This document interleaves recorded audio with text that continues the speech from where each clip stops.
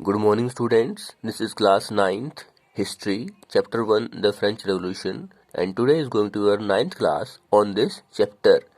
जब 14 जुलाई की सुबह 1789 को राजा ने सैनिकों को फ्रांस की राजधानी पेरिस भेज दिया और अफवाह फैली कि जो सेना है, जो सैनिक है, वो लोगों पर गोली चलाएंगे, तो लोगों ने, महिलाओं और पुरुष दोनों ने मिलकर टाउन हॉल के बाहर वो इकट्ठे हुए और उन्होंने लोगों की सेना बनाने का निर्णय लिया। पुरुष और महिला दोनों ने मिलकर सरकारी भवनों पर हमला किया हथियारों की तलाश में। 14 जुलाई 1789 से पहले की घटना 5 मई 1789 को जब लुई 16 ने 175 साल के बाद एस्टेट्स जनरल की मीटिंग बुलाई ताकि वो टैक्स बढ़ा सके, अपना खजाना भर सके, तब उस एस्टेट्स जनरल की मीटिंग में जो तीनों एस्टेट के लोग हैं शामिल होते हैं, लेकिन थर्ड एस्टेट के लोगों में जो पीजेंट थे, जो आर्टिजन थे और जो महिलाएं थी, उनको मीटिंग में एंट्री नहीं दी गई। हालांकि उनकी जो पेटिशंस थी, प्रार्थनाएं थी, उनको कागज पर लिखकर भेजा गया। जब 5 मई 1789 को एस्टेट जनरल की मीटिंग हुई और उसमें थर्ड एस्टेट की जो डिमांड थी कि हर व्यक्ति को एक वोट दिया जाए और उसी के आधार पर टैक्स को बढ़ाने का निर्णय दिया जाए, जब उसकी ये बात लुई 16 ने नहीं मानी तो थर्ड एस्टेट के लोगों ने वॉकआउट किया और वर्सलीज के महल के बाहर टेनिस कोर्ट के ग्राउंड में उन्होंने अपने आप को नेशनल असेंबली घोषित कर दिया, क्योंकि फ्रांस की 90% पॉपुलेशन थर्ड एस्टेट से बिलोंग करती थी। लेकिन जब थर्ड एस्टेट के लोग नेशनल असेंबली के निर्माण के बाद संविधान बनाने में व्यस्त थे, तब पूरा फ्रांस में टर्मोइल था, अव्यवस्था फैली हुई थी, क्योंकि सर्दी की वजह से जो फसल थी वो अच्छी नहीं हुई थी, रोटी के दाम बढ़ गए थे और जो बेकर थे, रोटी बनाने वाले थे, उन्होंने कमोडिटीज़ को अपने पास इकट्ठा कर लिया था और दाम और बढ़ गए थे। महिलाएं बेकरी की शॉप के बाहर लाइन लगाकर खड़ी थी। जब उनको रोटी नहीं मिली तो महिलाओं ने जो राशन शॉप थी, जो बेकरी की शॉप थी, वो उनके अंदर घुस जाते हैं जबरदस्ती और हमला कर देते हैं। और इतना ही नहीं, वो उसी दिन पुरुषों के साथ मिलकर बस्टाइल प्रिजन का ध्वंस भी करती हैं।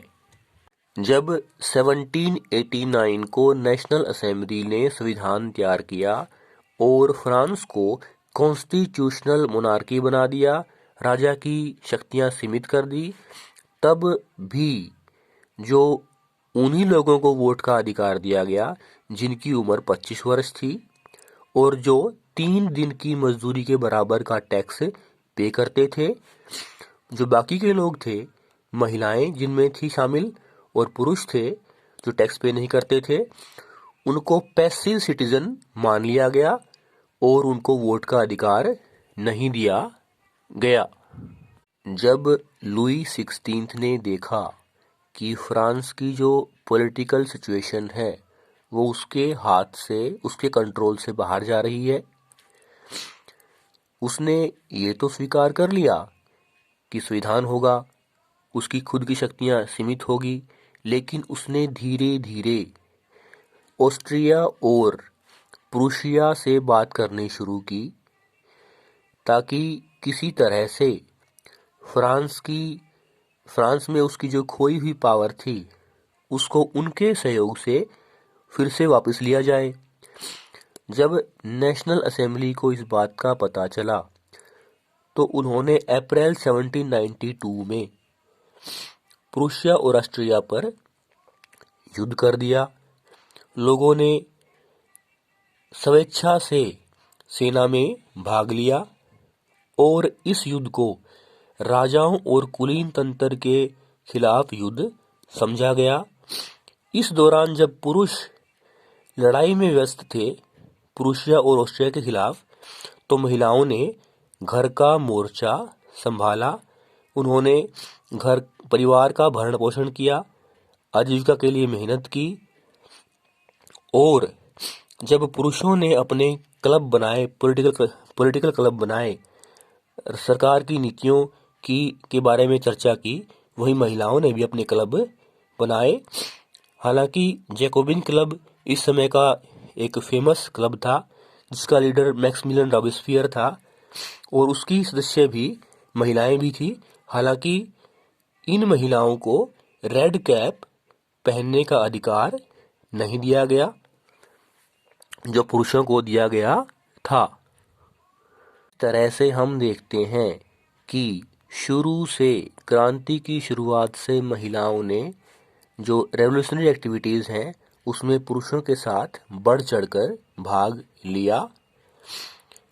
लेकिन जो थर्ड एस्टेट की महिलाएं थी उनमें भी जो वेल्दी परिवार से संबंध रखती थी उनको ही कॉन्वेंट में पढ़ने का अधिकार था, बाकी को नहीं था।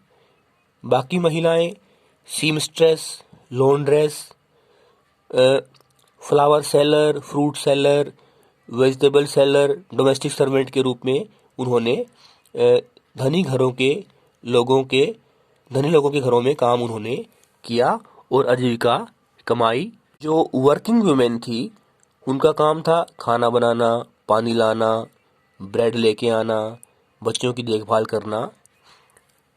कि इन महिलाओं को भी पुरुषों के बराबर भत्ते नहीं मिलते थे। जब फ्रांस की महिलाओं ने भी लगभग 60 के करीबन क्लब बनाए जिनमें एक फेमस क्लब था the society of revolutionary and Republican women.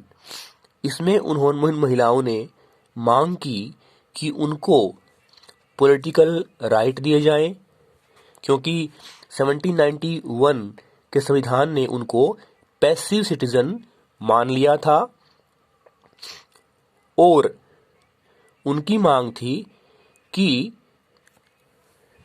उनको पुरुषों के बराबर पॉलिटिकल राइट दिए जाएं, सरकार में उनकी भागीदारी हो, उनको राइट टू वोट दिया जाए। हालांकि रेवोल्यूशनरी गवर्नमेंट ने कुछ सुधार किए। जब स्कूल खुले तो लड़कियों के लिए स्कूल में जाना कंपलसरी कर दिया गया और उनके पिता अब उनको शादी के लिए ज़बरदस्ती नहीं कर सकते थे। तलाक को भी वैध करार कर दिया गया, लीगल मान लिया गया और महिलाओं को भी अब नौकरी के लिए प्रशिक्षण दिया जाने लगा। वो भी कलाकार और वो भी बिजनेस में आ सकती थी। लेकिन 1793 से 1794 का जो एक साल का पीरियड था, मैक्सिमिलियन रॉबेस्पियर का पीरियड, रेन ऑफ टेरर का पीरियड, उसमें महिलाओं के जो क्लब थे उनको बंद कर दिया गया, उनकी पॉलिटिकल एक्टिविटीज़ को पर प्रतिबंध लगा दिया गया, बैन कर दिया गया और जो मुख्य महिलाएं थी उनको अरेस्ट कर दिया गया, उनको फांसी दे दी गई। लेकिन महिलाओं की पुरुषों के बराबर इक्वल पॉलिटिकल राइट की मांग जारी रही, उनका संघर्ष जारी रहा, आंदोलन हुए, इंटरनेशनल सफरेज मूवमेंट भी हुआ 19वीं शताब्दी के उत्तरार्ध में और 20वीं शताब्दी के शुरू में, और अंत में 1946 में फ्रांस की महिलाओं को राइट टू वोट दिया गया। नेक्स्ट क्लास में हम स्लेवरी यानी दासता के अंत के बारे में चर्चा करेंगे। थैंक्स।